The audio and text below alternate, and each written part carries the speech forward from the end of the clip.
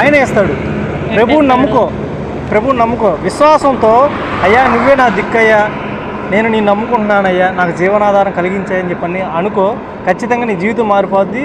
నీ జీవితంలో అనేక మార్పులు, కడుపు కూడా ఆయనే ఇస్తాడు. అమ్మ ఇప్పుడు నేను ఒకప్పుడు విగ్రహారాధన చేశాను, నేను కూడా పాపంలో ఉన్నా. కానీ ప్రభువుని నమ్ముకున్నా.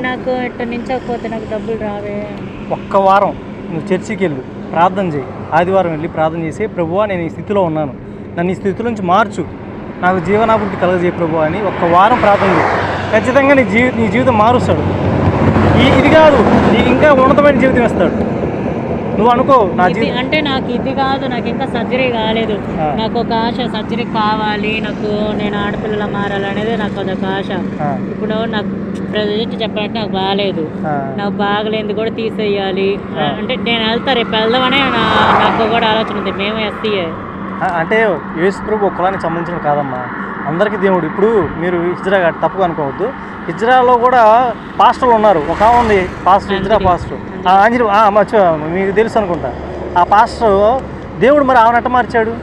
ఇప్పుడు మీలాగే మీ జీవితం అనిపిస్తుంది కదా ఆమె కూడా. కానీ ఆమె ఏం చేసింది, నమ్మకంతో ప్రభువు నమ్ముకుంది. ఆమె జీవితాన్ని మార్చి ఇప్పుడు దేశాలు తిరుగుతున్నాము, ప్రభువుని సువార్త ప్రకటిస్తుంది. ఖచ్చితంగా నమ్ముకోమా, ప్రభు దగ్గరికి వెళ్ళు, నీ జీవితం మారిపోద్ది. నువ్వే 10 మందికి దేవుడి గురించి చెప్పే విధంగా నేను దేవుడు మారుస్తావు.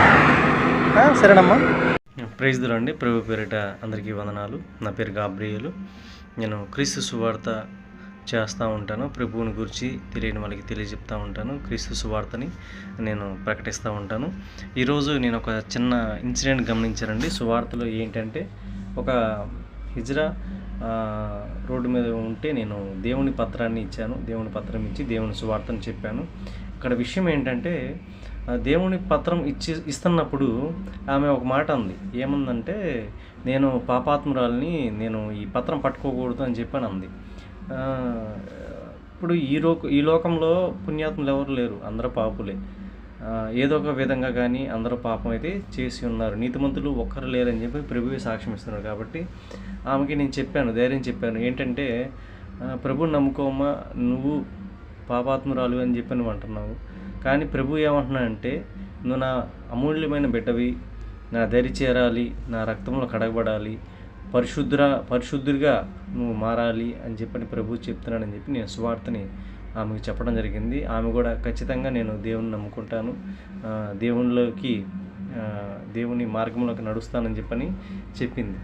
ఈ రోజుల్లో చాలామంది వేరే కార్యక్రమాలు చేసేవాళ్ళు, కానీ ఎవరైనా సరే ఒకటే అంటున్నారు, మేము పాపాత్ములం కదా, దేవుడు మమ్మల్ని స్వీకరిస్తాడా, మేము చాలా పాపాలు చేసాం, దేవుడు మమ్మల్ని స్వీకరిస్తారని చెప్పని చాలా బాధతో వేదనకు గురయ్యి ప్రభు దగ్గర రావటానికి కూడా భయపడుతున్నారు.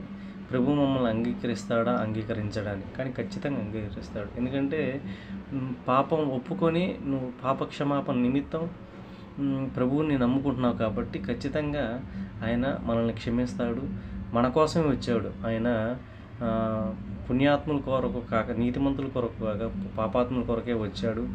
మనల్ని ఆయనలాగా పరిశుద్ధులుగా చేసుకోవడానికి ఆయన వచ్చాడు. కాబట్టి ఆయన ఖచ్చితంగా మన జన్మతః ఉన్న పాపాలు కానీ, శాపాలు కానీ, కర్మలు కానీ అతి శ్రేష్టమైన, అతి పరిశుద్ధమైన ఆయన రక్తంలో ఆయన కడిగి మనల్ని ఆయనలో చేర్చుకొని పరిశుద్ధులుగా మనల్ని మారుస్తారు. కాబట్టి మీరు కూడా దయించి సువార్తను ప్రకటించండి. నశించిపోతున్న ఆత్మల పట్ల భారం కలిగి ఉండి ప్రతి ఒక్కరం కనీసం ఒక 2, 3, 5, 10 మందికి మనకి తోచిన విధంగా, మనకి అందుబాటులో ఉన్న సమయానికి తగ్గట్టుగా, అసమయం అని కాకుండా ప్రతి ఒక్కరికి దేవుని సువార్తను ప్రకటించాం.